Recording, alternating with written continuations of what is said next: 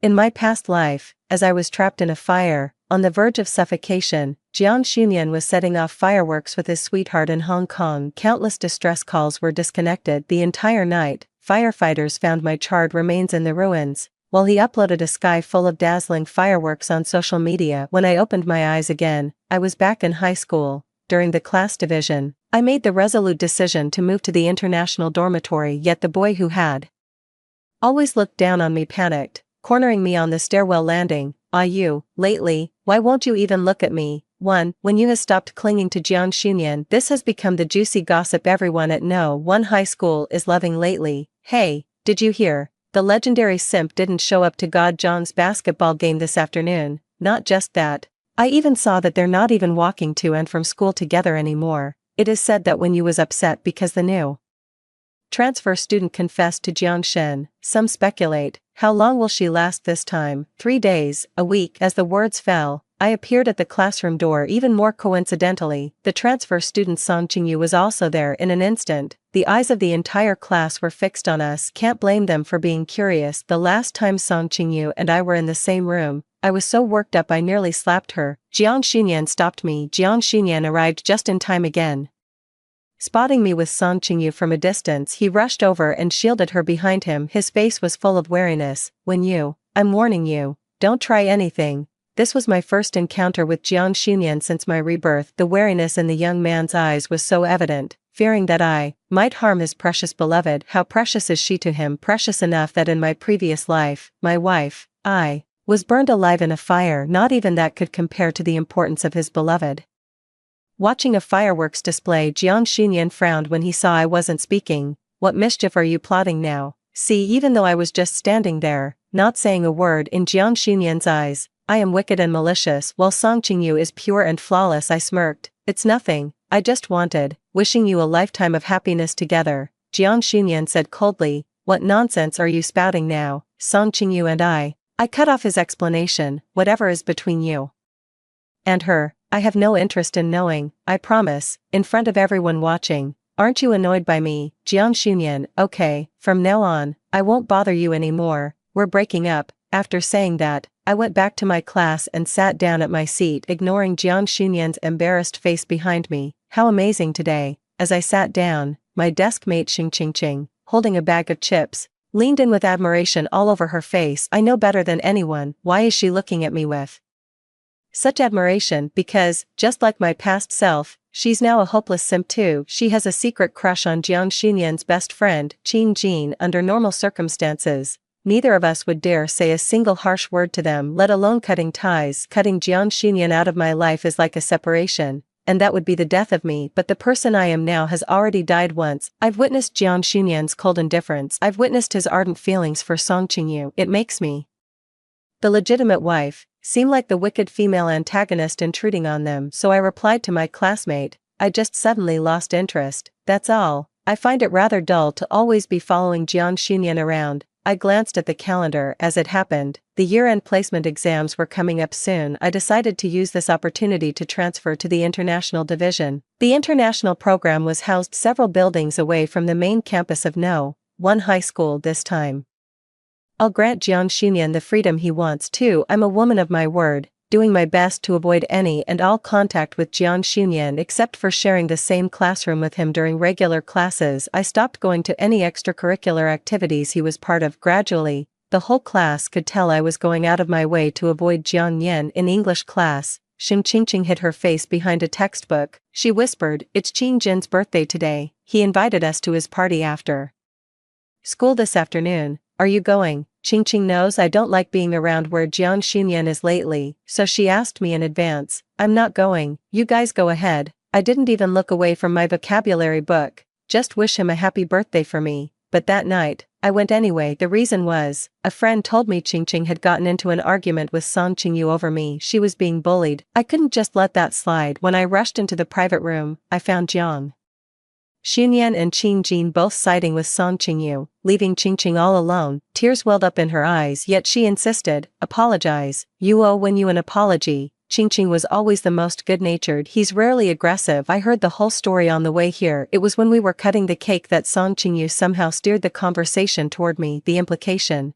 between the lines, was that I had been shamelessly chasing after Jiang Xunyan every single day. Girls should respect and love themselves. As the conversation went on, it became more and more absurd, almost accusing me of being a prostitute. Xing Qingqing almost got into a physical altercation with her. However, I don't have such a good temper. I glanced around the room, quite a lively gathering. I started with politeness, Qing Jin, happy birthday, I'll give you. In the next second, in the shocked gaze of everyone, the wine bottle in my hand slammed straight onto the ground less than half a meter away from Song Qingyu. Open a bottle of wine to liven things up. Perhaps startled by the fury radiating from me, no one dared to speak for a moment. I assessed the situation with utmost seriousness. Song Qingyu, you are truly despicable. The insult wasn't just directed at her current self, but also her past life. 3. Song Qingyu from her past life knew how to be utterly annoying on various holidays, big or small. She would always arrange a private meeting with Jiang Xunyan. Moreover, at that time, she was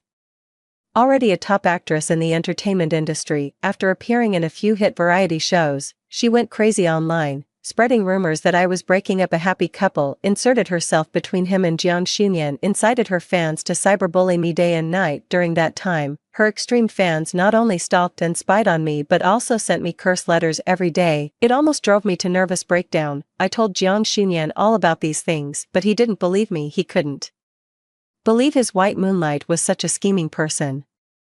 I approached Song Qingyu step by step. Do you really think Jiang Xunyan's protection means I won't dare touch you? There was panic and fear in Song Qingyu's eyes, but still, she put on a brave front, acting as if she was standing up for Jiang Xunyan. Am I wrong? When you only know how to selfishly cling to Jiang Xunyan. Have you ever thought about how annoying it is for the person you're clinging to? A familiar phrase. It caught me off guard for a moment. More than once since marrying Jiang Xunyan, when you're annoying. Can you stop meddling? Don't you have anything else to do? Just as the atmosphere was growing tense, Jiang Xunyan stepped forward. Ayu, I'll make her apologize to you for this. Alright. That day, the usually proud Jiang Xunyan actually pleaded with me in front of all our friends, all for Song Qingyu's sake. He begged me not to take it to heart. A bit annoyed. I don't owe Song Qingyu anything, but I truly did owe Jiang Xunyan, the person in front of me, even condescended to make an offer. Let her go. Wherever you want to travel during the winter break, I'll accompany you. Okay. I could hardly keep from laughing. I never would have imagined Jiang Xunyan would use this as a bargaining chip with me. Every summer and winter break, I used to drag Jiang Xunyan off on trips. He always refused. It's always me asking over and over again. Only after he was coaxed into a good mood and couldn't resist my pleading did he agree to give me a few days. No need.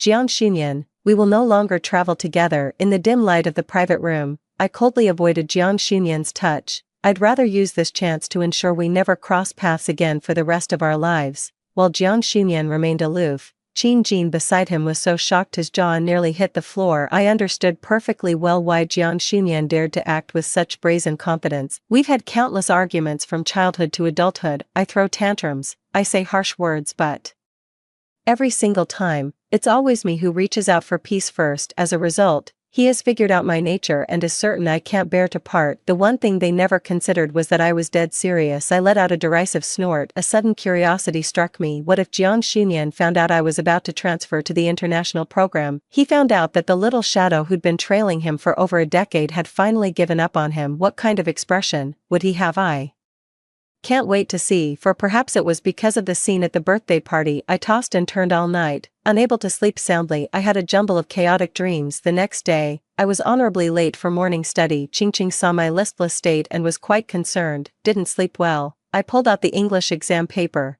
but I just couldn't bring myself to write a single word, so I asked her, darling, if you wrong someone first, and later they wrong you in return, how should that debt be settled? That's the account between Jiang Xunyan and me. All the karma from our past life began right here. Jiang Xunyan's childhood dream was to join the Navy. When filling out his college entrance exam preferences, he intended to apply to a military academy, but his family didn't agree. He was the Jiang family's one and only precious son. Grandma Jiang doted on her grandson and thought that path was too hard, too tiring, and too dangerous, so she and Aunt Jiang came to me. When persuasion didn't work, they simply had me change Jiang Xunyan's college application choices. They said that after he changed his choices, he could conveniently study with me in the capital, and we could get married right after graduation. I was tempted. The Wen and Jiang families were old friends, and our marriage was arranged back then. It wasn't something I could refuse, nor was it something Jiang Xunyan could refuse. With Aunt Jiang and the others vouching for it, the matter was settled beyond doubt. I had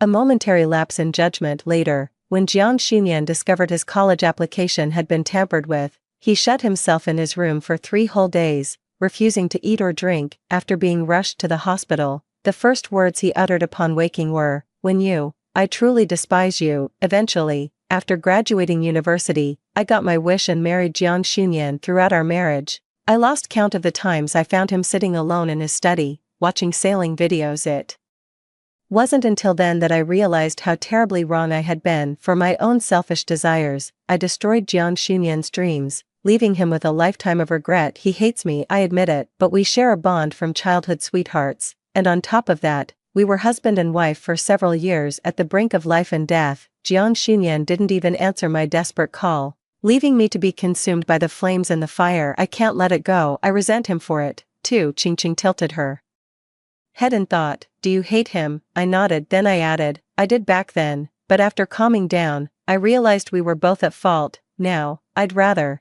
just never see him again." Qingqing smiled and patted my shoulder. With a knowing look, she said, "You're talking about you and Jiang Xunyan, right?"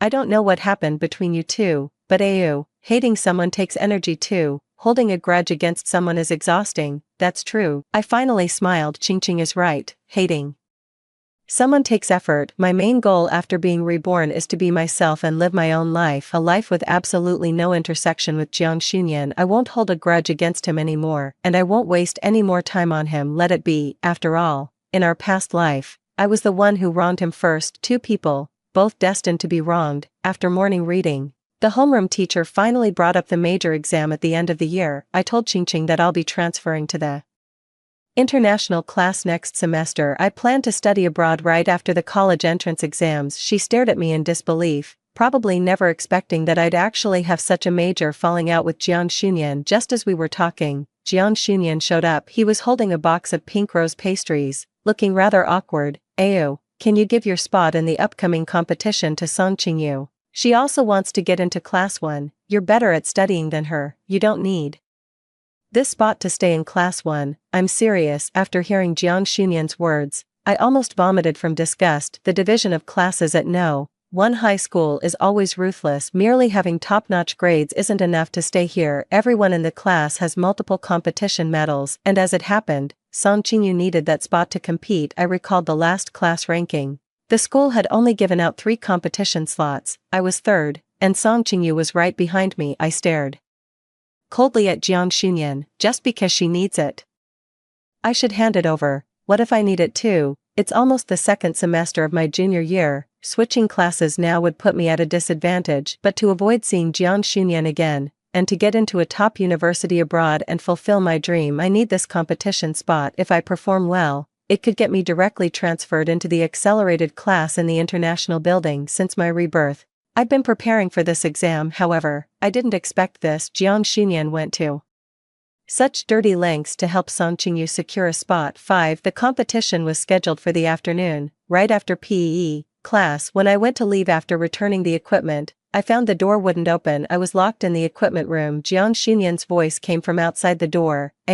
Sorry, you'll have to wait a little while. I'll let you out after Qingyu finishes the exam. I'm so anxious I'm about to cry. This exam is important to me too. Jiang Xunyan, open the door. Let me out. I screamed in desperation. Let me out of here. I kicked the door hard. There was no sound from outside anymore. The equipment room in winter was very cold, with a low temperature. I thought I'd be back soon, so I didn't wear a coat. I waited and waited. I waited until the sun set, until I was almost frozen, but Jiang Xunyan never came. In my hazy consciousness, I seemed to see him from my past life, who loathed me so intensely. His eyes and brows were cold and proud. Every word he spoke was like a sharp thorn, each one piercing me deeply. I was wrong, Jiang Xunyan. I'm sorry. It was my fault for tampering with your choices, but I've already paid the price. I've already given my life in return. That punishment was severe. Why are you still siding with Song Qingyu against me? Just before losing consciousness completely, I faintly saw the door of the equipment room being kicked open. Moonlight streamed in. It didn't catch me. 6. I had a fever for 3 days. I returned to school a week Later, rumors have been spreading like wildfire about the beautiful transfer student winning over the top student and school heartthrob Jiang Xinyan. In response, Jiang Xinyan personally came to explain to me, when you, Qingyu, and I are nothing, don't misunderstand. During the big break, the hallways were bustling with students. I didn't even glance sideways, too lazy to wait for him to finish a complete sentence. Get out of the way. In the hallway, Song Qingyu suddenly appeared from somewhere. He shoved me hard. Who do you think you are? Talking to him like that, when you, just who do you think you are? I didn't miss the flash of jealousy in Song Qingyu's eyes. That look was all too familiar. Just like in the later part of my past life when Jiang Xunyan and I were at our worst, she kept stirring the pot between us. A bad thought began to take shape in my mind. Right behind me was the staircase, and without warning, I was about to fall. Close your eyes, please don't let me get a concussion.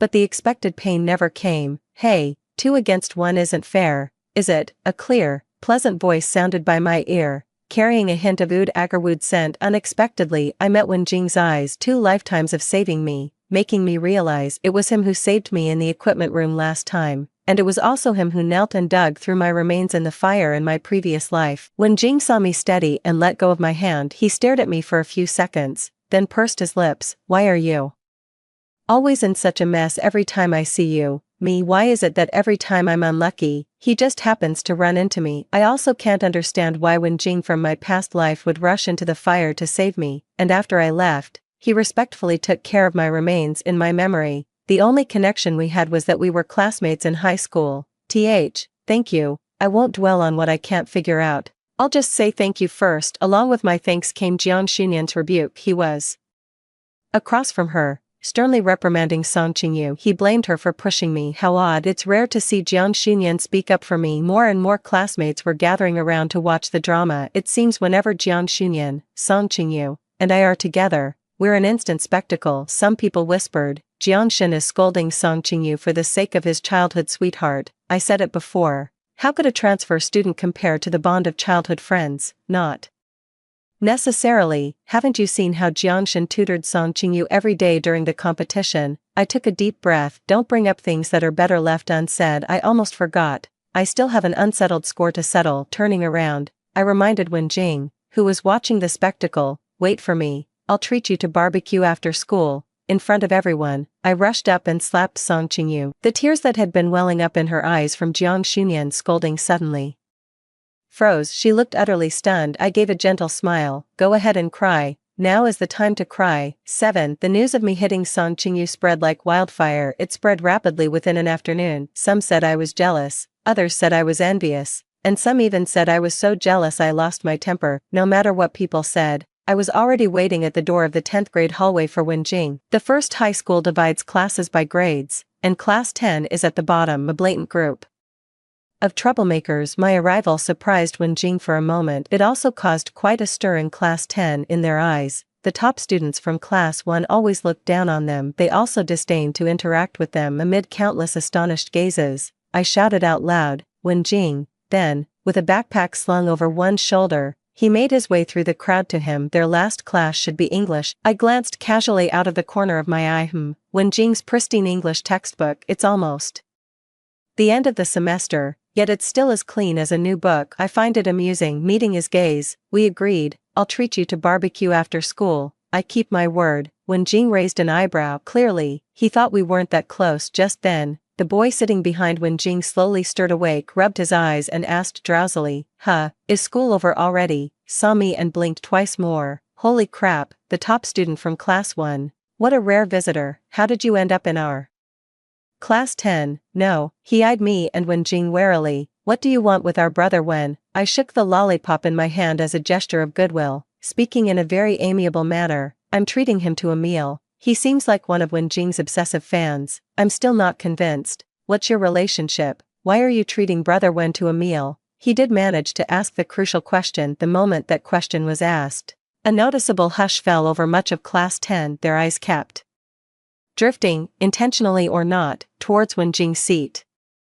After all, they'd all heard about the recent, serious falling out I'd had with Jiang Xunyan over Song Qingyu. The students in class 10 never were known for mincing their words. So, is this another fling with Wen Jing? What do you take our brother Wen for? I pretended not to hear the gossip. but I was seriously pondering it in my heart, what to make of Wenjing. I've really thought about it. A few moments later, I picked up his English textbook and absent-mindedly rolled it a couple of times. His gaze was reverent. He centered his breath and focused his energy. Say loudly, so the whole class can hear. Big brother, little brother is treating you to dinner. 8. When Jing finally agreed, a clear, star-filled night in the capital. I stuffed one skewer after another of grilled meat into my mouth. When Jing didn't move, he sat across from me, one hand lazily draped over the back of the chair, the other rotating the teacup. His thoughts were inscrutable. I simply cannot picture it, the man so wild and untamed, kneeling in the scorched ruins of a past life, digging for my corpse. I don't know how to thank Wenjing, yet I fear that any overly deliberate attempt to please him might only cause displeasure. All I can do is seize on a pretext to first bridge the distance between us. We had a full and friendly exchange all night long. Wenjing looks intimidating, but he's actually the most loyal. Everyone in class 10 is under his protection. At the end of the meal, he gave my shoulder a pat with a heroic air. He declared, "Don't worry, with me here, I won't let Song Qingyu and the others bully you again." I was taken aback, not that I'd said they were bullying me. When Jing shook his head, looking at my expression. "I've only met you twice, and both times you were the one being put on the spot. When you must have gone through a lot of hardships, suffered a lot of grievances." My nose stung. I lowered my head, hiding the tears in the corners of my eyes under the cover of night. "I think Wen Jing, he really is a wonderful person." I was making more and more frequent trips to class 10 during long breaks, evening self-study sessions, and even PE class. Gradually, everyone in class 10 found out that I had taken Wenjing as my big brother. The week before final exams, I was going over problems with Wenjing. Who would have thought that the most lazy and unambitious young master of the Wen family would also tell me he wants to join the international class? With their family's wealth, they could just donate 2 buildings, but Wenjing insists on doing it on his own. So this week, I gave him an intense after-school training. It seems like young Master Wen is trying to cram all the knowledge he missed over the past decade into his brain at once. He's been looking gloomy all day. As I was explaining the mistakes in his conic section problems to him again, someone called me at the classroom door. Someone's looking for you." I turned my head. It was Jiang Xunyan and Qin Jin. The arrival of 3 students from class 1 sent the entire class 10 into a frenzy. With a dark expression, Jiang Xunyan was the first to enter in an accusatory tone. "Is this how you spend your days? Not studying, just hanging out with those kids from class 10? Me." Jiang Xunyan stared daggers at me and Wenjing. His eyes were sinister and menacing. Anyone could see he was just looking for trouble. I replied succinctly with 2 words, "You're insane." He stood there, refusing to leave, and I completely lost my patience. "Do you ever shut up? Get out of the way, you're blocking the path, get lost." Ever since he locked me in the equipment room last time, using such a dirty trick to help Song Qingyu snatch that competition spot, I can't even be bothered to keep up appearances anymore. We're way past the point of keeping up appearances. Jiang Xunyan's temper wasn't exactly mild either. Such blunt words made countless people gasp in shock. Qin Jin couldn't even maintain the smile on his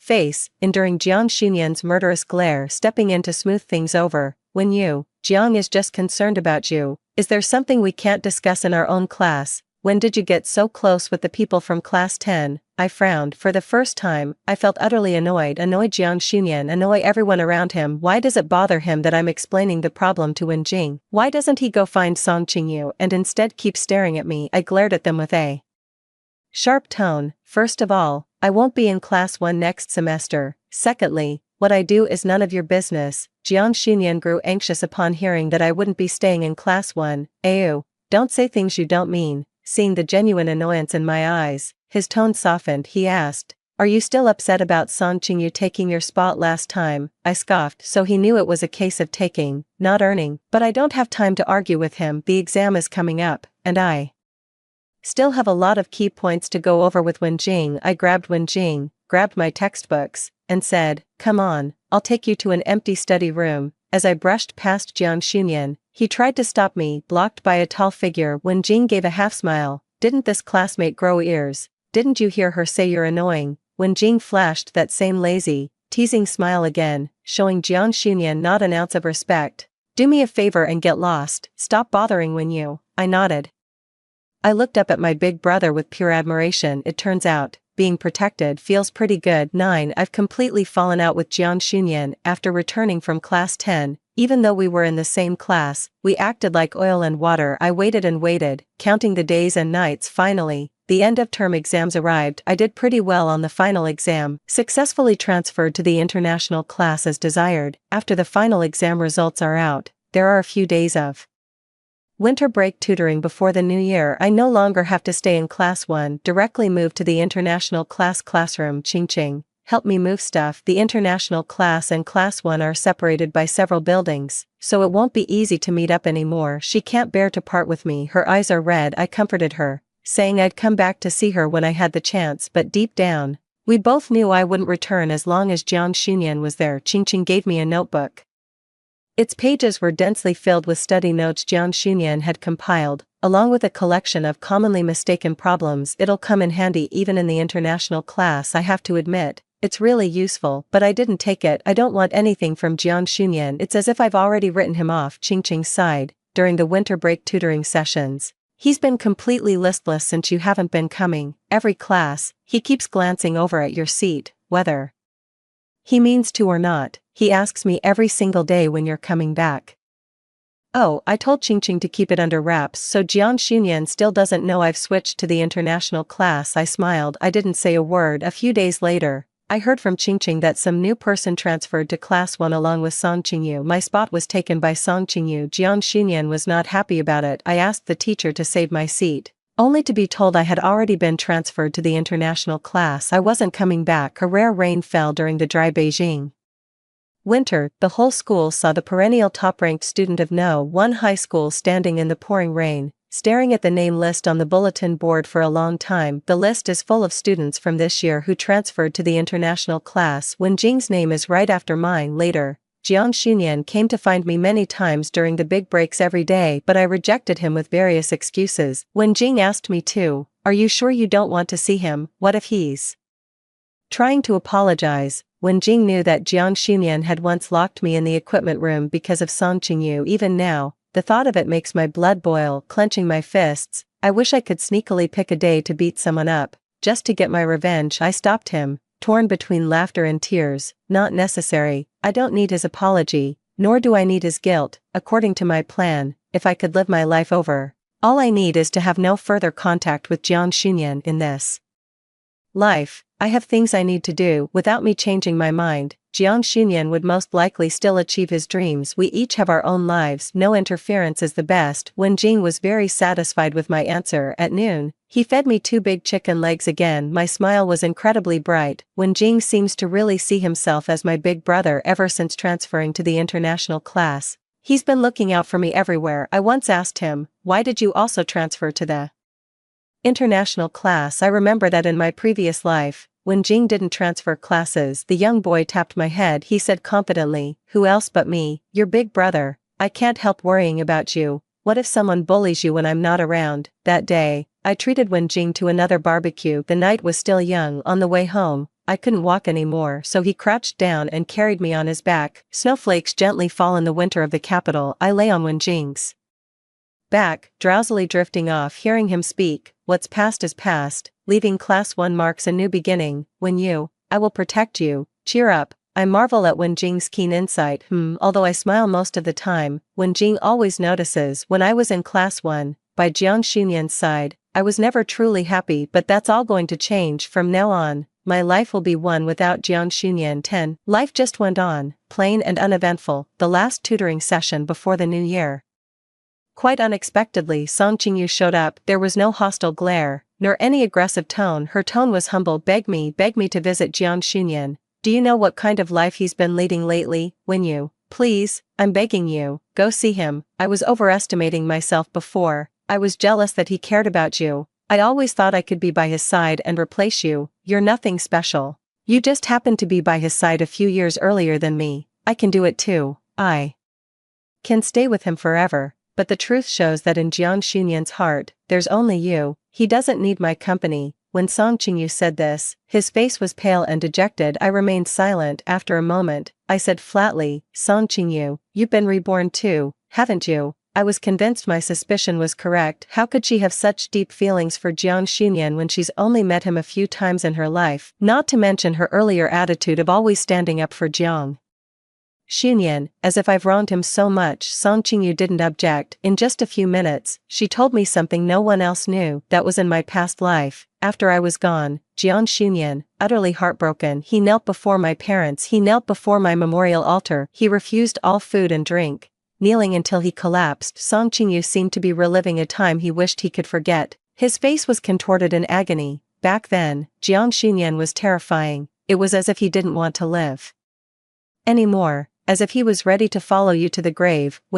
He's truly sorry for missing your call. In his past life, he spent the rest of his days making amends. Oh, and so, am I just supposed to die? Should I just forgive and forget? Sorry, I'm not that forgiving. Seeing my continued cold indifference, Song Qingyu broke down and shouted, when you, at least go and see him, he's been running a high fever for days, constantly murmuring your name. How can you be so heartless? Just then, when Jing returned with a freshly bought cup of hot chocolate, he placed it in my hands to warm them. He turned and looked at Song Qingyu. His gaze was dismissive. I said, can you guys from class 1 stop haunting me like this? When Jing stood with his hands in his pockets, leaning against the classroom door, blocking Song Qingyu's view of me, if you're sick, go see a doctor. The international class doesn't provide medical services. Also, tell Jiang Xunyan for me. Tell him not to show up in front of AU anymore. It's annoying. If he comes again, I'll put up a sign at the classroom door. It'll say Jiang Xunyan and dogs not allowed. The tall teenager, over 6 feet, raised his chin high. Get back at them for me. I let out a snort. I was amused. The gloom instantly lifted. 11. I never saw Jiang Xunyan again. It wasn't until the new year that Jiang Xunyan's grandmother returned from the old hometown. My parents and his parents got together and decided the two families should have a meal. The New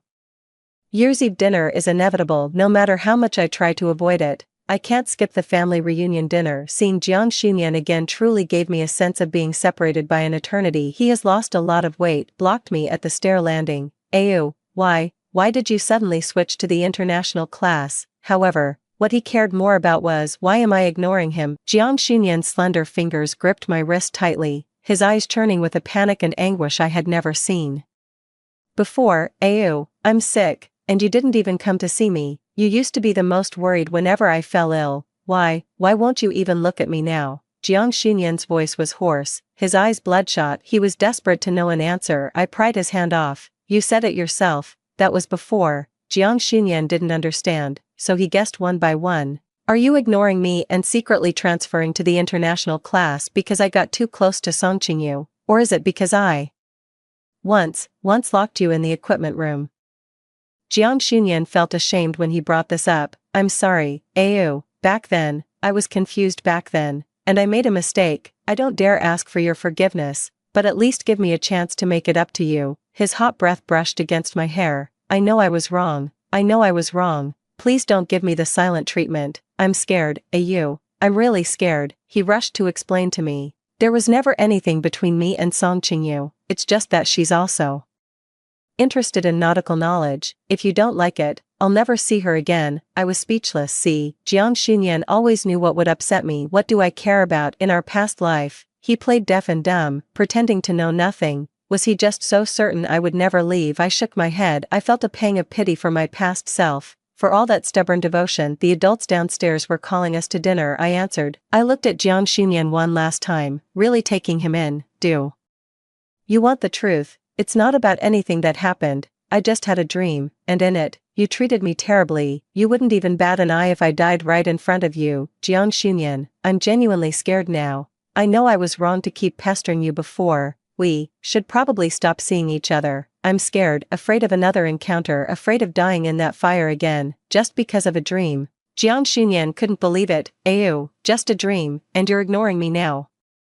I can understand how Jiang Xunyan of this life feels so absurd in his eyes. The person who has always liked him the most since childhood, the one who sticks to him like a sticky plaster because of a dream, she doesn't want him anymore. In my past life, Jiang Xunyan did many terrible things to me too. He trampled on my feelings and carried on ambiguously with Song Qingyu, but I never held it against him. I never even mentioned breaking up except when it came to life and death. I can't let it go. The agony of burnt skin, the suffocating black smoke. I couldn't tell Jiang Xunyan I had been reborn, so I had to lie. It was just a dream, but he didn't know that it was something I had truly experienced. It was the nightmare shadow of my 2 lifetimes. I took 2 steps back, Jiang Xunyan, just let me go. That dream was too real. I don't want to die by your hand again. I'm scared, okay. Now that I've switched to the international class and plan to study abroad, to be honest, it's to avoid you. I deliberately made my words harsh that should put an end to his hopes. For the sake of the bond we shared growing up,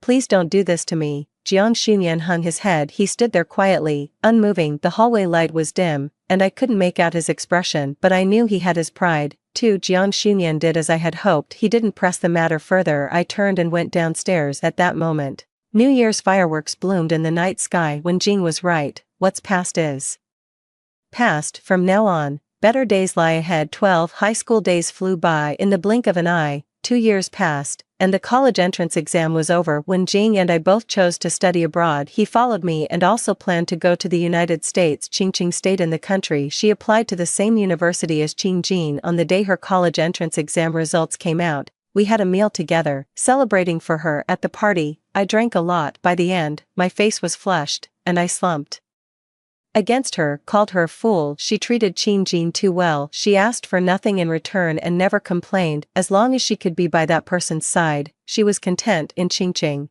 I saw the shadow of my own humble past life. My heart aches, yet I know I cannot persuade her, just as I could not persuade my past self, who stubbornly clung to Jiang Xunyan's side. All I can do is hope Qingjin can truly treat her well, or perhaps one day, Qingqing will be tired, refuse to be wronged herself, turn decisively, and never look back. My greatest wish for Qingqing, it's merely hoping she can remain unharmed. Universities in China have military training, so the semester starts early. Her military training coincided with the day I left for the US. She couldn't see me off. She held me in the private room, crying her heart out. She said that after her best friend left, no one would protect her anymore. She said she would definitely visit me in the US in the future. I gently patted her head. As the event ended, she handed me 2 boxes. They were graduation gifts for me. One was from her, and the other was from Jiang Xunyan. With tear stains still fresh on her face, Qingqing said, Jiang Xunyan pleaded with me several times for this, even asking Qingjin to pass it along, insisting I must deliver it to you. He said if it came from him, you'd definitely refuse it. Qingqing said this as she opened it, carefully glancing at my expression. Inside the gift box was a piece of jade of exceptional quality.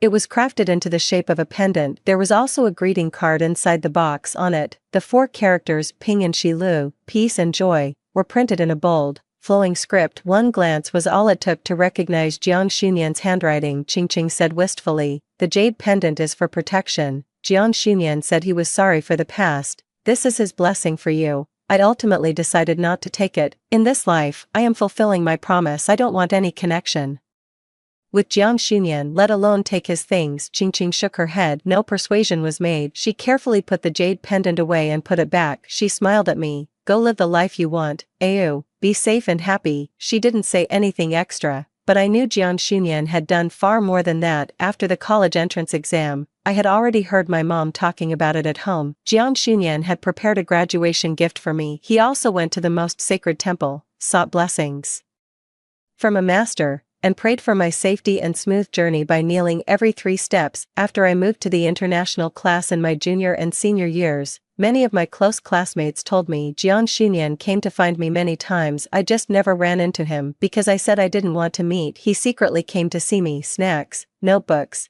and gifts would occasionally appear in my desk. He kept giving and giving, unwavering for 2 years without any response. He never seemed tired of it. I didn't take any of it. I gave it all to the others in the class. What's the point? Many things, once delayed, are just too late. I don't want Jiang Xunyan anymore. No matter what he does, I won't be moved. I parted ways with Qingqing in the capital in mid-August. During the height of summer, I boarded a flight to the United States. As I went through customs, when Jing appeared behind me, helped me with my luggage. He winked at me while wearing sunglasses. As always, a big brother has to take care of his little brother. I smiled.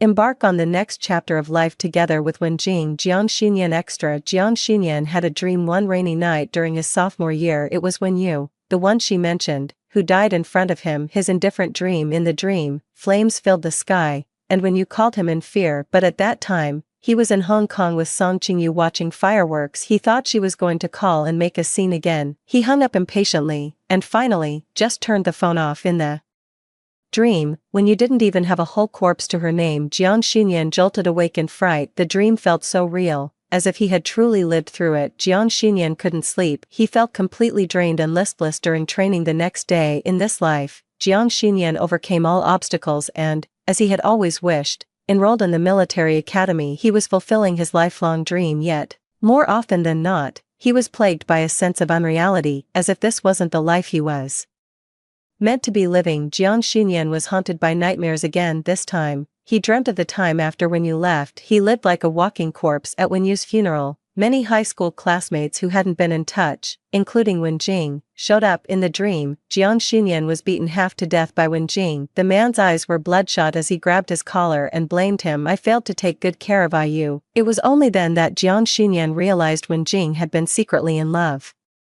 with IU since high school. Jiang Xinyan had always felt that he became a madman after IU left, but he never expected Wen Jing to be even crazier than him. The Wen family, one of the top elite clans in the capital, but after IU left, they made a huge spectacle. Wen Jing insisted on marrying a deceased person, disregarding all opposition. As for what happened later, Jiang Xinyan can only vaguely recall bits and pieces. He often dreams of the moment when IU perished in the fire. Every time this happens, he wakes up from his dream in shock. He feels suffocated, struggling to breathe. Jiang Xinyan had once thought about secretly visiting Wen Yu during his university years. He knew the person was in the United States, but due to family ties and his identity, he couldn't leave the country, and so, heartlessly, Wen Yu never returned home during her 4 years of university, truly achieving what Jiang Xinyan feared most, never seeing each other again in their lifetimes. In time, Jiang Xinyan grew accustomed to the days filled with longing for Wen Yu. Every single day without her, he clung to life by that longing alone. Yet, fate denied Jiang Xinyan a happy ending in this lifetime. He never got to see his beloved before he died. Jiang Xinyan is dead. He died in the 5th year after graduation. He was on a mission in the open sea. That mission spanned multiple countries and was extremely challenging. Several nations collaborated to eradicate the sea pirates. The mission was on the verge of a successful conclusion. But just on the eve of its completion, a few of the pirates made a desperate last stand. They took a hostage to the island. They set a massive fire. Among them was a girl who looked just like Wen Yu. Jiang Xinyan knew it was a trap. He went without hesitation. Finally, he couldn't escape the blaze. Amidst the blazing flames, Jiang Xinyan's mind returned to that dream. It was Wen Yu from her previous life. What was different this time was that she wasn't afraid. She smiled warmly. Unafraid in the sea of flames, not avoiding him. She didn't say anything about never seeing him again. She simply smiled. Her smile was sweet, just like when she was a little girl, trailing behind him and saying she liked Jiang Xinyan the most. Amidst the towering flames, the young girl reached out toward Jiang Xinyan and pleaded, "Ainyan, don't go, stay with me." It was a smile Jiang Xinyan hadn't seen in a very, very long time. Then, he really didn't leave. Jiang Xinyan spared no effort to save the person, but I myself remained forever in that fire. In the final moment before his eyes closed, what he thought was, so this is what it feels like to be burned by fire. You, in our past life, it must have hurt so much. Don't be afraid, you, I'm here with you now. The end. Story 2. In the 2nd month of our argument, Su Fanzhou announced his relationship at my birthday party. A friend advised me, "Fanzhou cares about you the most, he's definitely just playing around." I shook my head. "It's fine, I don't mind." Su Fanzhou, standing nearby, crushed a wine glass. "You'd better mean what you say." That night, I called that person.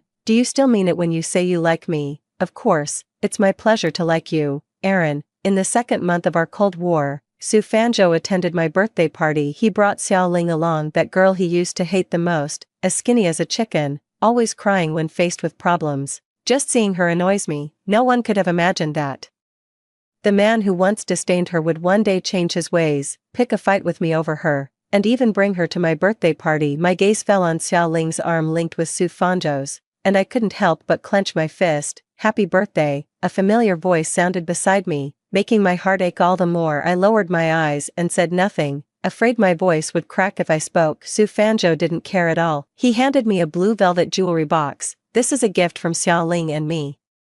She spent a long time picking it out. Inspired, Xiao Ling clung to Su Fanzhou's arm and whispered to me, "Yes, Aaron, Fanzhou really cares about you. He dragged me to pick out gifts all afternoon. You should take a look." I swallowed the bitterness in my throat. After calming down, I opened the jewelry box and saw a diamond pendant in the shape of a rabbit. I couldn't help but frown. This brand is quite expensive, but this cute, demure style isn't my taste at all. Su Fanzhou has given me so many perfect gifts, he couldn't possibly not know. He just doesn't care anymore. Noticing my indifferent expression, Su Fanzhou's tone turned cool. What's wrong? Don't you like it? I didn't want to argue with him in front of everyone, so I forced a smile to my lips. I like it, thank you. I knew you'd love it. Compared to me, Xiao Ling is the truly innocent one, just like a little bunny clinging to Su Fanzhou's arm, she said with a smile. This brand's design is so unique, only a girl like Erin could pull it off. Most people couldn't even carry it. With that, she lowered her gaze, looking utterly pitiful and delicate. Su Fanzhou understood and gently stroked her hair in consolation. Since you like it too, I'll buy it for you later. You don't need to envy anyone. I was stunned. I instinctively looked up and met Xiao Ling's eyes, filled with satisfaction. Su Fanzhou used to detest soft and delicate girls, but today, all his principles crumbled in front of Xiao Ling. He personally peeled an orange for her and let her snuggle in his arms while eating cake. They looked like a couple deeply in love. I, on the other hand, felt like a clown, my face growing darker by the moment. The heavy atmosphere was suffocating. Just as I was about to get up and leave, Su Lei held me down. Fanzhou, it's Erin's birthday today. Since you brought a new friend, you should introduce them to everyone. I immediately turned my head and saw Su Lei raising an eyebrow at me. He emphasized the words new friend heavily. Over the years, girls around Su Fanzhou have come and gone. He's unpredictable. He never considered settling down. It was only me, always tagging along like a sidekick by his side. Everyone knew I had a crush on Su Fanzhou, and they all assumed that, in the end, he would come back to me. So in Su Lei's eyes, Xiao Ling would just be another girl who would appear briefly and eventually leave. But Su Fanzhou said, "This is Xiao Ling, my girlfriend." For a moment, the private room was so quiet you could hear a pin drop. Su Fanzhou is a top figure in the circle. With his powerful family background, no one wanted to publicly embarrass him. After a brief silence, someone broke the stillness with a cough. This was followed by scattered congratulations and teasing. Amidst the teasing and laughter, I gradually lost patience and once again wanted to leave, but Su Fanzhou held me back. He frowned, his displeasure plain in his eyes, and issued a low warning. "Erin, you're not a child anymore. Your brother has a girlfriend now. You should be happy for him and not be difficult." It suddenly came back to me how, just 2 months ago, he had lectured me in that same condescending tone. I had been chasing after Su Fanzhou for nearly a decade. He knew full well I had feelings for him, yet he never turned away my affection. Last Christmas, I crossed half the northern city just to deliver his gift. He had just come from a party, still tipsy. He leaned lazily against the car and opened his arms to me. "It's so cold. Thank you for your hard work, Ran. My unrequited love over the years has buried my reason like a flood." I threw myself into his arms and sank into his embrace and kisses. That night, Su Fanzhou gave me a gift in return, the sapphire ring I saw at his house, the one Aunt Su wore on her wedding day. In that moment, my heart nearly leapt out of my chest with excitement. "Are you really giving it to me? This is what you've always wanted, isn't it?" After that day, everyone could see that my relationship with Su Fanzhou was different from before, but Su Fanzhou didn't say anything. I also didn't dare to admit it hastily. Our friends were winking and nudging, almost tacitly acknowledging our relationship. He showed me endless care and tenderness in every way until Xiao Ling appeared. Su Fanzhou said he hated her, but he couldn't help mentioning her more and more often. I clearly felt Su Fanzhou drifting further away from me, but he never denied our relationship. This feeling of being neither here nor there is making me increasingly miserable. Su Fanzhou is becoming more and more impatient with me. It wasn't until 2 months ago that I went to his school to find him, only to be mistaken by his classmates for his girlfriend and teased. Su Fanzhou had never bothered with such gossip. With just a glance at the other person, he grabbed my arm to pull me away. I hadn't expected to turn around and see Xiao Ling standing at the classroom door. That was the first time I ever saw her. Indeed, her delicate charm was irresistibly endearing. Her large, grape-like eyes, misty with emotion, stared unblinkingly at Su Fanzhou. Then, like a wounded little rabbit, she ran off without looking back. Su Fanzhou instinctively let go of my hand and took a couple of steps forward in pursuit. Yet, for some reason, he stopped. Then, without a word, he silently led me home. It wasn't until that evening, when Grandpa Su was pressing him about marriage and jokingly mentioned my name. Su Fanzhou was completely enraged. "Qing Ran, can't you respect and love yourself? I've always treated you like a sister, and I can only be your brother. Put away your little thoughts. no matter what you've said to Grandpa, I will never like you, give up on that idea. He knocked over the milk, burning my calf. I seemed to have lost all sensation, looking at Su Fanzhou with numbness and despair. But last Christmas, I was drunk, Chung ran. It's no fun if you take a drunk person's words seriously. Su Fanzhou's icy, merciless voice almost crushed me. Stay away from me, if you can't figure this out, then we shouldn't see each other anymore. True to his word, he ignored me for a full 2 months. If it weren't for Su Lei pleading my case, he couldn't even be bothered to show up to my birthday party. Yet the moment he arrived, he hit me with a bombshell. He made me the pitiful, laughingstock clown on my own birthday. I lowered my voice to a whisper, my question meant for his ears only. What about me, Su Fanzhou? If you don't like me, why didn't you reject me earlier, Su? Fanzhou's body stiffened slightly, and his voice lowered, but he didn't address my question directly. Aaron, you still haven't figured it out. I've made up my mind. I wiped away the tears from the corner of my eye, lifted my head, and looked directly into his deep, mysterious eyes. I was being immature before. I'll return the ring to you. Perhaps the noise here was a bit loud, as Xiaoling curiously peeked out. What kind of ring? Su Fanzhou's expression grew increasingly cold. He hugged Xiaoling close, glanced at me sideways, and after dismissing me with a curt "don't need it," he ignored me completely, focusing all his attention on comforting Xiaoling. Su Lei noticed my sadness and softly reassured me. Everyone knows Fanzhou cares most about you. He's probably just playing around. Listen to Liege. Don't take it to heart. Yes, Su Fanzhou used to care about me the most. When my family first moved to North City, I couldn't speak the local dialect well, and the neighborhood kids all ostracized me. It was Su Fanzhou who stood in front of me to protect me and helped me integrate into a new life later. When my grandfather passed away, my parents didn't want to return to the country. It was Su Fanzhou who actively pleaded with Grandpa Su to let me stay in the country, where I grew up under the care of the Su family for the next 10+ years. Su Fanzhou was always by my side wherever I went. During the college entrance exam year, my parents returned to work in Haicheng and wanted me to apply to universities there. It was Su Fanzhou who took me to Haicheng overnight, assuring my parents in front of them that he would always protect and take care of me, which allowed me to stay in Beijing even at 18, that age of budding affection. I could still clearly sense that Su Fanzhou had feelings for me, but Su Fanzhou has forgotten all of that. The heart is made of flesh and blood. I stubbornly loved him for 10 years, and it all came to nothing. I get tired too. I hurt too, watching Su Fanzhou and Xiaoling laughing together.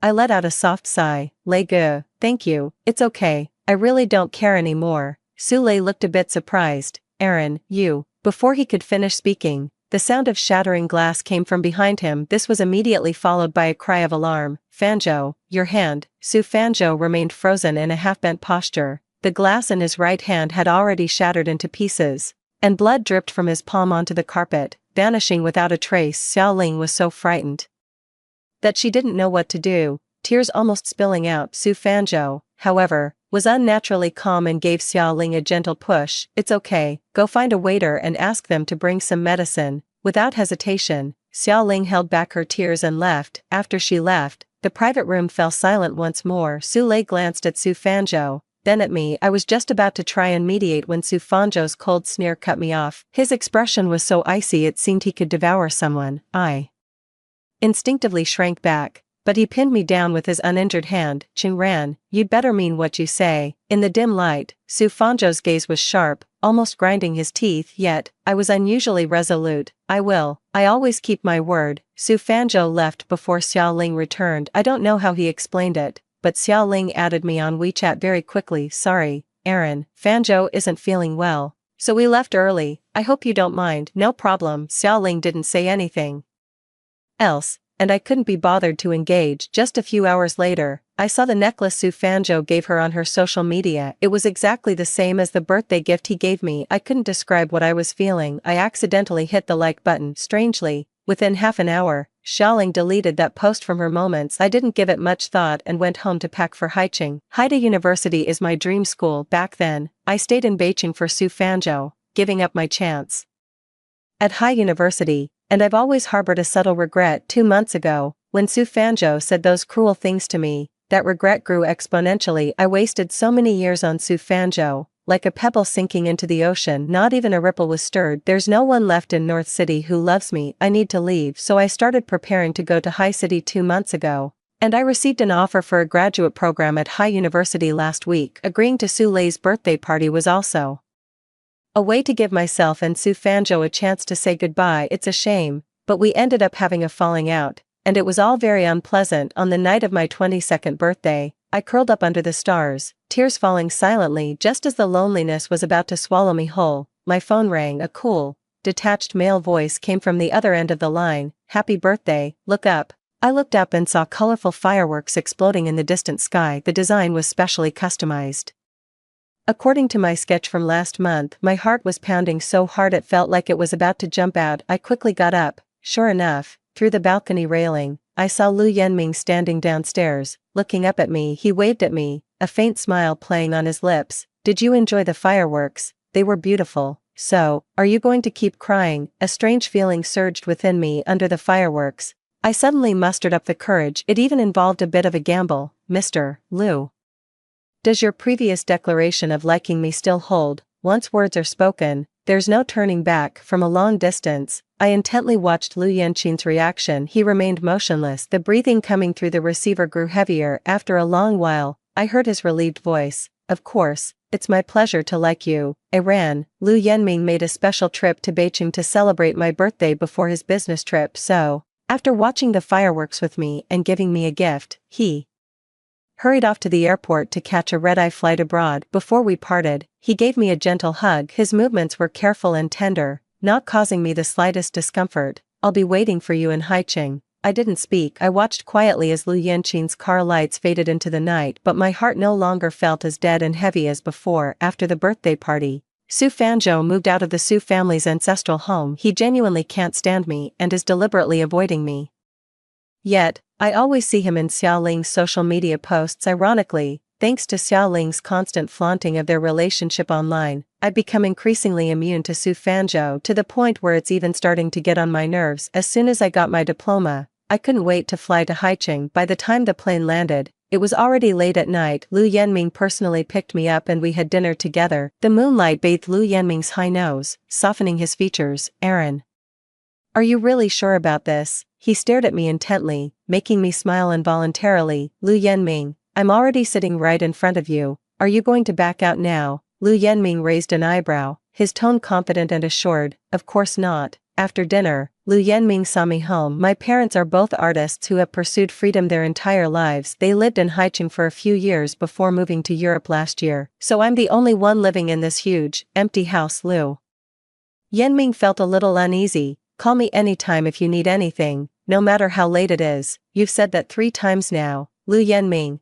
I took the luggage and waved at him as I turned around. I'm used to being alone and will take good care of myself, so don't worry. Lu Yanqin frowned and suddenly moved closer to me. I instinctively tried to dodge, but he grabbed my arm, not allowing me to escape. It's necessary to correct you. Qingran, you're not alone anymore. The salty sweet sea breeze brushed against the cheeks, and Lu Yanqin's smile reached his eyes. Haicheng welcomes you. After a pause, he said, I like you. I first met Lu Yenming at an art gallery in Beijing. I was already making a bit of a name for myself back then. The gallery had purchased one of my paintings only for it to be smeared with ketchup by a child visiting the gallery. The art gallery urgently called me over to discuss remedial measures, hinting at the possibility of me painting a new one. This painting is large in size and vibrant in color, taking me the entire summer to complete. Asking me to paint it again now is absolutely impossible. Just as the gallery staff were pressuring me, Lu Yanqiu appeared. Sometimes imperfection has its own beauty, don't you think? He suggested I crop the painting. It's the simplest solution. I remained hesitant. It's just heartbreaking. Seeing me deep in thought, the staff grew anxious.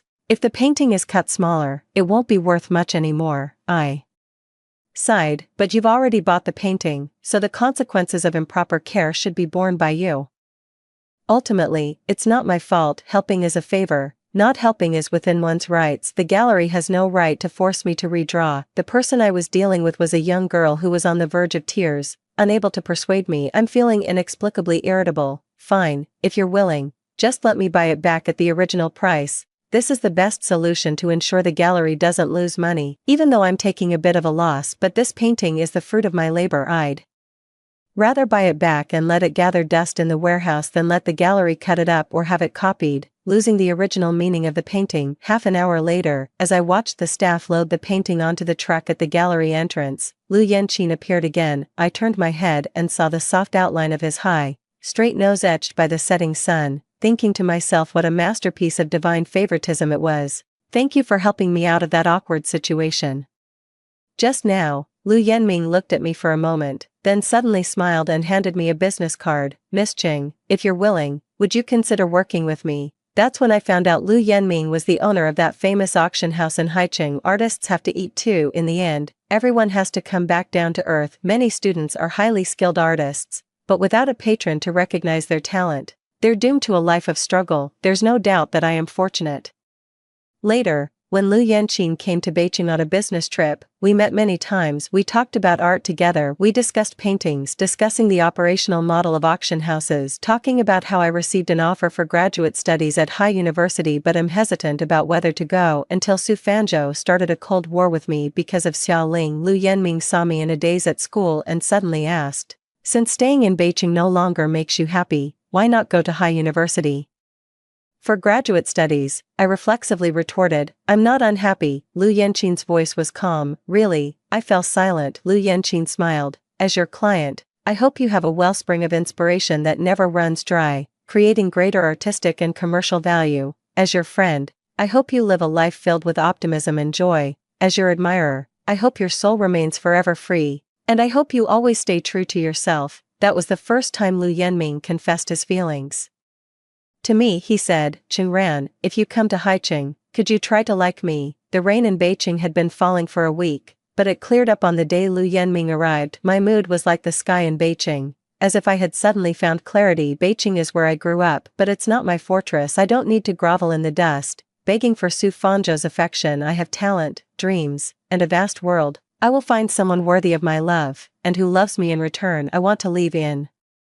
The first week in Haicheng, Lu Yanqing accompanied me to 3 art exhibitions each time. We started 2 hours before the museum closed and ended when it closed. Then it naturally led to having dinner together. Even though he had arranged his schedule as carefully as possible, he still frequently received work calls from his assistant while out. Lu Yanming, who had just returned to the exhibition hall after a 5-minute call, gave me an apologetic look. I promised to spend time with you. That was my oversight. Seeing the client's top boss being so dedicated and responsible gives me even more confidence in my own future. Lu Yanming suddenly moved closer. Just a client, huh? I suddenly laughed when I saw his slightly round eyes. What to do? It's more than that. Lu Yanming blinked. Then I should thank you for giving me a title. He is a man with clear goals. Once he sets his mind on something, he charges forward without looking back, including me. I'd be lying if I said I wasn't touched, but Lu Yanming is a very busy man. Asking him to take time off work to accompany me is really asking too much. You don't have to go out of your way to keep me company next time. I'll be fine on my own. Lu Yanming turned his head to look at me, his eyes gentle.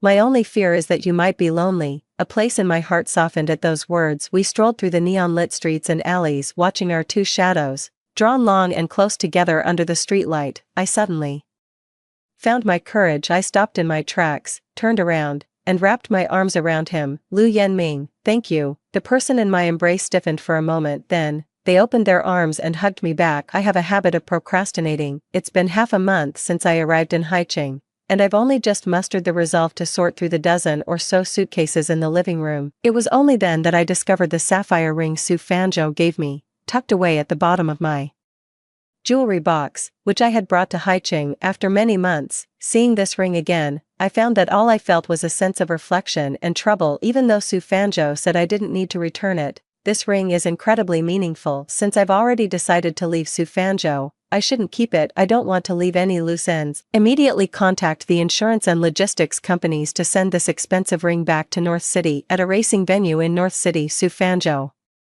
changed into his racing suit but didn't get into the car. Instead, he sat coldly on the spectator area sofa, checking his phone every 2 minutes. No calls or WeChat messages. He was growing increasingly uneasy. Last night, while returning to his old home for dinner, he passed by Qingran's house and noticed none of the lights were on. When he left the old house late at night, Qingran still hadn't returned. Qingran isn't the type to be out playing. He wanted to ask where Qingran had gone. but when he opened WeChat, he found their chat history was still stuck 3 months ago. Only then did he realize he hadn't seen Qingran in a long time. He felt Qingran was just throwing a tantrum on purpose, waiting for him to come and make up. Su Fanzhou wasn't unwilling to make amends, but Qingran had to give him an out first. Asking him to take the initiative and call Qingran was out of the question. It was just too humiliating. After much deliberation, Su Fanzhou posted an indirect message.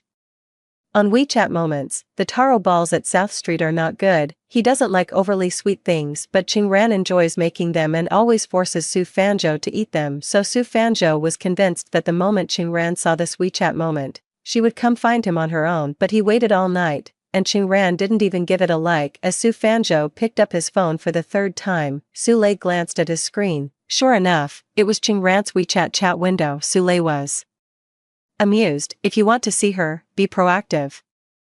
Staring at your phone 800 times a day or posting sad updates on social media won't be as effective as just making a phone call. Su Fanzhou gave him a cold look. Shut up. Su Lei wouldn't shut up. Many people fawn over Su Fanzhou for money and power. Su Lei isn't. He is Su Fanzhou's best friend, even more so than Su Fanzhou himself. In his view, Su Fanzhou clearly likes Qingran without realizing it. All that talk about sister and brother is just a bunch of bullshit. You reap what you sow.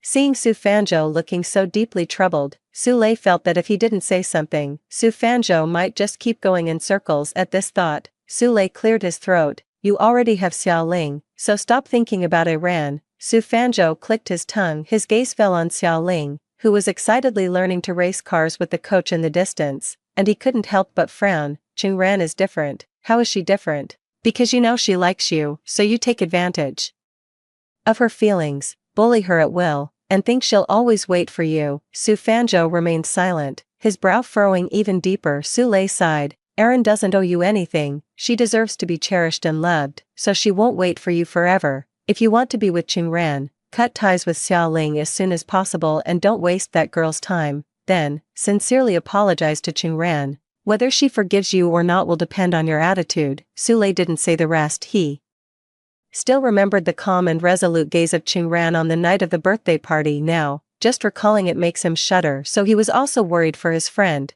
not knowing if Qingran would forgive Su Fanzhou. Strangely, Su Fanzhou didn't utter a single word of rebuttal, and even fell into deep thought. It wasn't until his assistant came to get his signature, bringing along a courier package as well. Mr. Su, the courier said it's an important item and you must open the package yourself, so I brought it along. Su Fanzhou looked up at the small, square box, and a sudden unease welled up inside him. After a couple of seconds, he finally took the box and opened the packaging. Then he saw the sapphire ring he had personally given out last Christmas. Su Fanzhou's mind went blank instantly. He didn't care about anything else and immediately grabbed his phone to call Qingran, wanting to ask her what she meant, but the call wouldn't go through. He tried to send a message, only to find that Qingran had blocked him. Su Fanzhou panicked. He grabbed his car keys and ran out, but Su Lei stopped him just before he could leave. Come back. Su Lei held up the shipping label. Qingran has left Beijing. Upon learning that Qingran had left, Su Fanzhou's first feeling was anger. He and Qingran grew up together. It's not like they never fought, but none of their fights ever lasted more than a week. This time, they were giving each other the silent treatment for a full 3 months, and Qingran just up and left for Haicheng without a word. This isn't something the usually considerate and sensible Qingran would do, so Su Fanzhou stubbornly concluded that Qingran had gone bad. He felt Qingran was deliberately giving him the cold shoulder, waiting for him to come and make amends. Su Fanzhou wouldn't have it. A child who runs away from home after making a mistake deserves to learn a lesson. So when Su Lei asked if he wanted to go to Haicheng, Su Fanzhou refused decisively. She has no relatives or friends in Haicheng. She'll be back soon enough. No need to worry about her. Su Lei shook his head as he watched him with a confident demeanor. He silently muttered to himself, crazy guy. As if to validate his words, Su Fanzhou quietly moved back to his old house. Every night, he would observe the lights in the Qing family's house next door at a fixed time. Half a month passed in a blink, and it was Su Fanzhou's birthday. Drunk at the birthday banquet, Su Fanzhou leaned alone by the window of the old house, gazing at the villa nearby that was completely dark. Qingran still hadn't returned. Midnight had passed. On his 23rd birthday, Su Fanzhou received no well wishes from Qingran. A sudden wave of hurt washed over Su Fanzhou. How could Qingran be so cold-hearted towards him? It was just a fight. Ran should have thrown a fit like she always used to. As long as he doesn't see him for a week, he comes to the school and throws a tantrum. Anything goes. It shouldn't have been leaving. He feels that some things are spiraling out of control. He and Ran have been supporting each other for over a decade. How could they just separate so easily? Even if they were to part ways, Su Fanzhou should be the one to make that decision. It cannot be Ran. With that thought, Su Fanzhou convinced himself early the next morning. He boarded a flight to Haicheng. He wanted to see Ran behaving obediently. Ideally, she'd have red, teary eyes the moment she saw him, so he could smoothly comfort her with a few words, then bring her back. The summer in Haicheng is quite sultry. I would stay home and paint during the day, only going out after the sun set. Often at this time, I would see Lu Yenming at the door. Why didn't you let me know you were coming? Lu Yenming handed me a refreshing fruit tea. I guessed you'd be coming out soon. What if I never came out? Please, Miss Cheng. Invite me in for a cup of tea. Lu Yanqiu's eyebrows raised slightly, his eyes hinting at a subtle sense of aggression and possessiveness. My heart raced as I avoided his gaze, lowering my head and remaining silent for a while. I've been in Haicheng for a month. Even though Lu Yenming and I are officially a couple, our relationship has stalled at holding hands and the occasional fleeting kiss. It never progressed any further. It's hard not to love Lu Yenming, from his looks and physique to his knowledge and eloquence, from his personality to his career achievements. Lu Yenming is nothing short of exceptional. Having such a perfect man constantly in my line of sight is a special kind of torture. It's pure agony, all that eye candy, completely off limits. Once, as he pulled away after a kiss, I couldn't help but grab his arm, which only made him chuckle. Don't doubt it, I like you far more than you could possibly imagine. He brushed past my nose, leaving an ambiguous warmth, restrained yet persistent. But I don't want you to regret it. Can we have a little more time? I understand Lu Yenming's concerns. When I accepted his confession, I had just had an argument with Su Fanzhou. He was worried I came to Haicheng on a whim, in a moment of impulse. That's why he was so cautious, afraid I'd leave and afraid I'd regret it later. But he underestimated me. Every decision I make is carefully considered. Falling for Su Fanzhou was, leaving Su Fanzhou was, so was attending Haida University and accepting Lu Yenming's affection. I used to think Lu Yenming had everything under control, every single moment.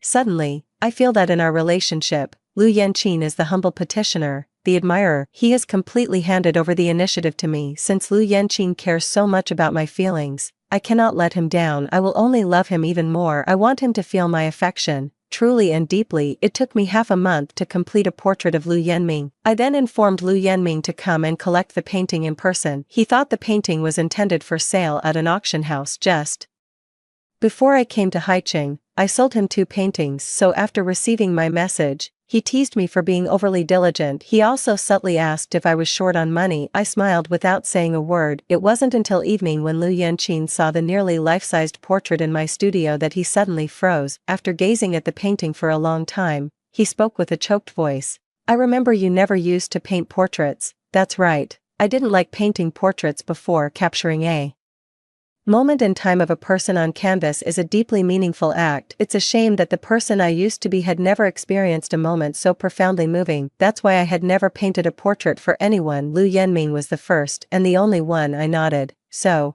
do you like it? A painter once told me that it's very difficult for a person to change their painting habits. A change in painting habits indicates that their state of mind has begun to shift. Lu Yanqing looked down at me, his gentleness almost spilling from his eyes. So, Iran, can I take it that you've completely let go of the past and accepted me? Seeing his nervous, expectant look, I stepped forward with a smile and opened my arms. Yes, Lu Yenming. So, do you want to give me a hug? The response I received was a warm, enthusiastic embrace and the kiss. For the first time, I lost my breath in Lu Yanqing's embrace. Like a drowning person clutching his clothes, he followed my back, looking at the collar of his shirt.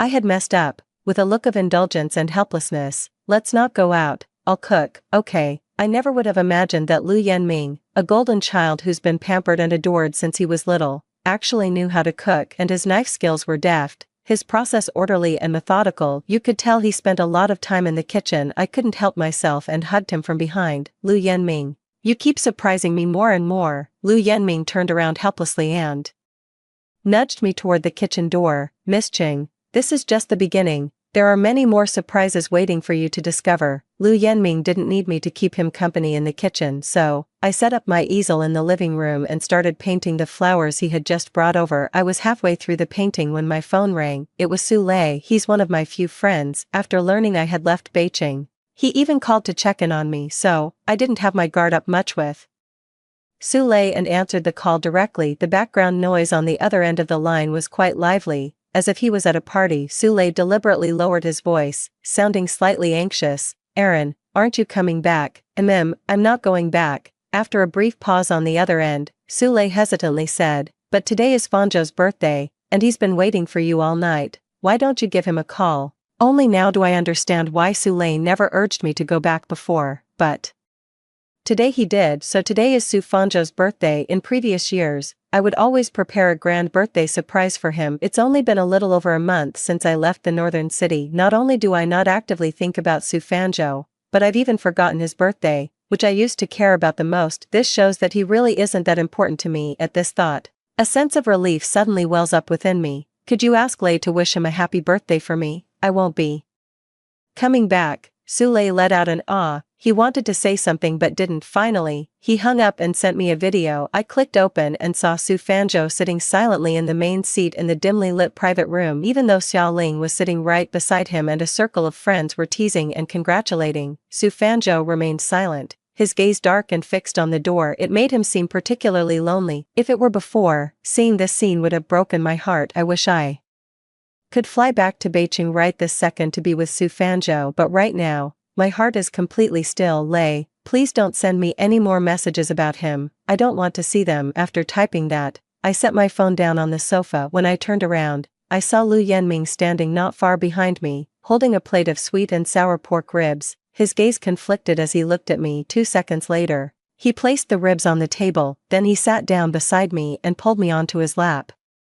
After burying his face in the crook of my neck for a moment, Lu Yanming's voice was low and almost hypnotic. I don't want to wait anymore. He magically produced a ring from his pocket. Let's get married. Like a burst of fireworks, it soared and blossomed in my heart under his expectant gaze. I nodded firmly. Lu Yanming did not leave that night. We kissed from the sofa to the rug, and from the rug to the bed, our breaths intertwined, tangling our very souls. At the peak of passion, Lu Yanming wrestled back his reason. He lay heavily upon me, breathing hard, his fingers brushing the flesh on my cheek with a mix of helplessness and regret. Aaron, not tonight. My senses returned to me then, and I came to a sudden, sobering realization. We had no protection at home. All right, I lay back down, my enthusiasm thoroughly deflated, which drew a low, muffled laugh from Lu Yanming. He planted soft, lingering kisses along my neck. Only after we had both calmed down did he carry me back to the living room. He resumed the unfinished kitchen work. That evening, we watched the stars from the rooftop, falling asleep in each other's arms. The next day was the weekend, and Lu Yanqin wasn't working. Feeling lazy,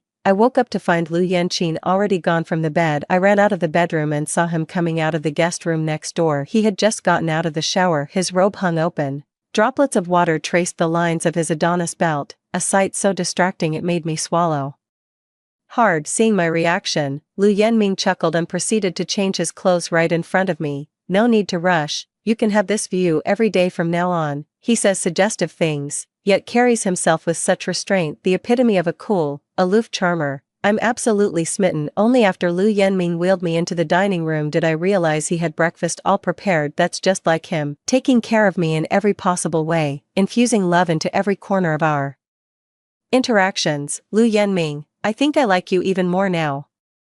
Lu Yanming paused slightly while pouring milk, then let out a soft sigh. Aaron, you deserve the best treatment forever, so this is all I should do. In that moment, it suddenly dawned on me why I had fallen for Lu Yanming so quickly. His upbringing had molded him into a true gentleman. Whether interacting with women or with a lover, he always maintained rationality and courtesy, yet never lacked resourcefulness. His approach is fundamentally rooted in equality and respect. This is what I've been missing most for over 20 years. When I liked Su Fanzhou, he was always someone I looked up to. As it happened, Su Fanzhou enjoyed my admiration, but holding your head up for too long gets tiring. Unequal heights can never embrace, so Su Fanzhou and I were destined to be strangers. Thinking of this, I suddenly felt a surge of fear. Fortunately, I stopped in time, or else I might have missed Lu Yanqing. As I thought about it, I glanced at Lu Yanqing a few more times, who was reading on the sofa. He seemed a bit helpless. Eat properly, I'm not going anywhere. Oh. I buried my head in my milk and then heard the doorbell just as I was about to get up. Lu Yanqing had already walked out. You eat, I'll go. Oh, I thought it was the delivery guy, so I didn't argue with him and calmly ate my sandwich. To my surprise, Lu Yanqing didn't return for a long time. I suddenly felt a pang of unease and ran towards the door. I saw Su Fanzhou standing outside, his face ashen. The first sight of Su Fanzhou was shocking. It had only been a few months, but he seemed like a different person. His eyes were tinged with dark circles, and a faint stubble was visible on his chin. A wave of exhaustion hit me. Why are you here? Su Fanzhou's gaze fell on me, his eyes bloodshot. He raised his hand, pointed at Lu Yanming, and demanded sharply, who is he? Lu Yanming didn't react much to his appearance. He only frowned slightly when he looked back at me. Aaron, go put your shoes on.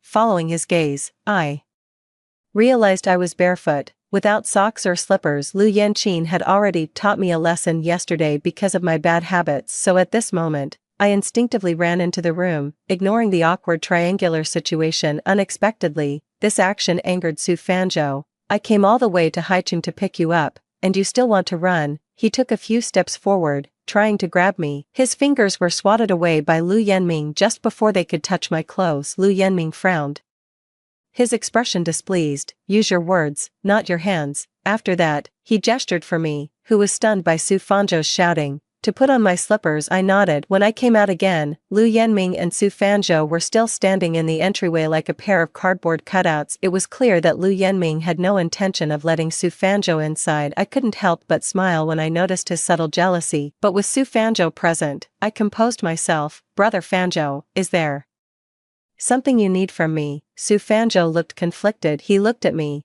then at Lu Yanming. Lu Yanming raised an eyebrow, then went inside without a word, leaving the two of us to talk. Only then did Su Fanzhou turn to me. Pack your things, he said. You're coming back to Beijing with me. That was so abrupt. It was so abrupt it made me want to laugh. I'm not going back. I'm starting my master's at Hainan University next month.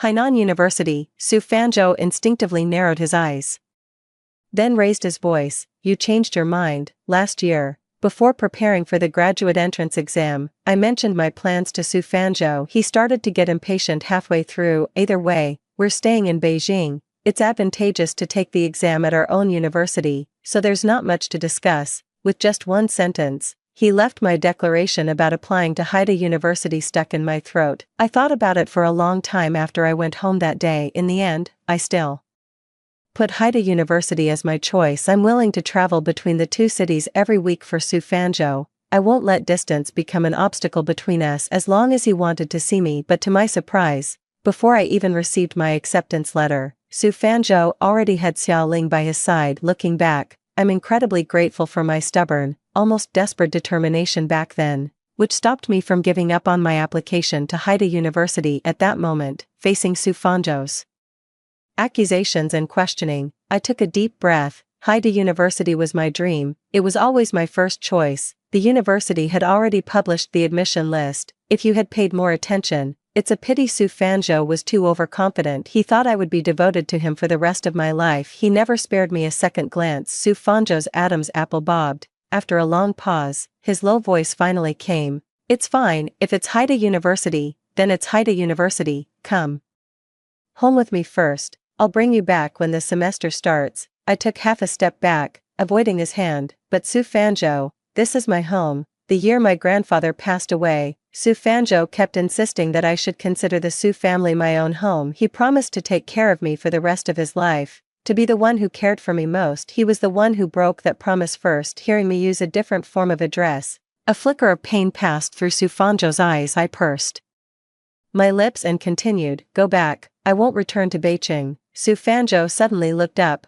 Why won't you go back to Beijing? Is it just because we had a fight? I came to pick you up myself. Why won't you come back? But, is your personally worth much? Su Fanzhou froze in an instant. He looked at me in disbelief. What gives you the right to ask me to go back to Beijing with you? As a friend, an older brother, or a family member? Certainly not as a boyfriend. Su Fanzhou's face instantly drained of all color. You said you loved me, but I don't like you anymore. Su Fanzhou didn't believe it. That's impossible. You're just still angry and won't forgive me. it's him, isn't it? He's the one who's bewitched you. Mentioning Lu Yenming suddenly gave Su Fanzhou a sense of confidence. Qingran, you don't even know him. How can you let him move into your house? You're being stubborn. Come home with me. I'll apologize to you. I'm sorry, forgive me, let's go home, emotionally. Corrupted Su Fanzhou was acting like a spoiled child, grabbing my arm recklessly, trying to drag me away. Su Fanzhou, let go, you're hurting me. I was in pain from his grip, but couldn't break free in the end. Lu Yanqing came over hearing the noise and pulled me away from Su Fanzhou. He rubbed my reddened wrist, then turned cold and looked at Su Fanzhou. Mr. Su, Iran may understand you, but what have you given her? Lu Yanming's words hit like a bolt from the blue, leaving Su Fanzhou completely caught off guard. My patience had finally run out.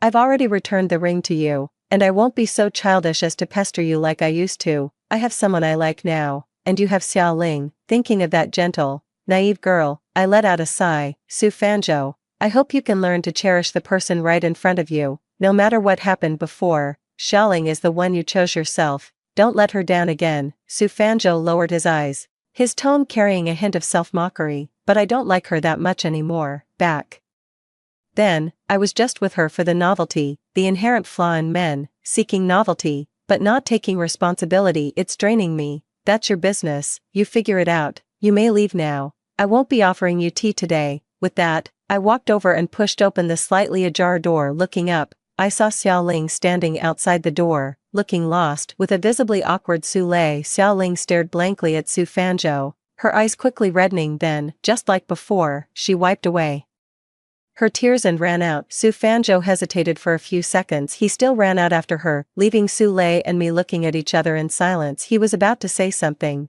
but stopped when he saw Lu Yenming behind me. He sighed. Then, like a true elder brother, he gently hugged me. Once you've made your choice, don't look back. I hummed an acknowledgement. Su Lei released the embrace, stood firm, and looked at Lu Yanqing. Please, treat her well. Lu Yanqing raised an eyebrow and, with patience, spoke the third sentence after Su Fanzhou's appearance. Certainly. Su Fanzhou's sudden appearance made me inexplicably nervous when facing Lu Yanqing. Do you have any questions for me? Lu Yanqing's expression was calm. Aaron, you haven't finished your breakfast yet. Oh, Lu Yenming is exactly that kind of person. He trusts me unconditionally. He won't deliberately bring up my past wounds and embarrass me, nor will he get irritated over minor unexpected incidents and blame me for them. He loves me calmly and steadfastly, accepting my past, possessing my future. I am grateful to him. Before school started, Lu Yanqiu took me camping on the mountaintop. We embraced each other, we watched the sunset and welcomed the sunrise. He pecked my fingers and kissed the engagement ring engraved with our names. A sudden curiosity took hold of me, and I opened my hand to the morning sun. Lu Yenming,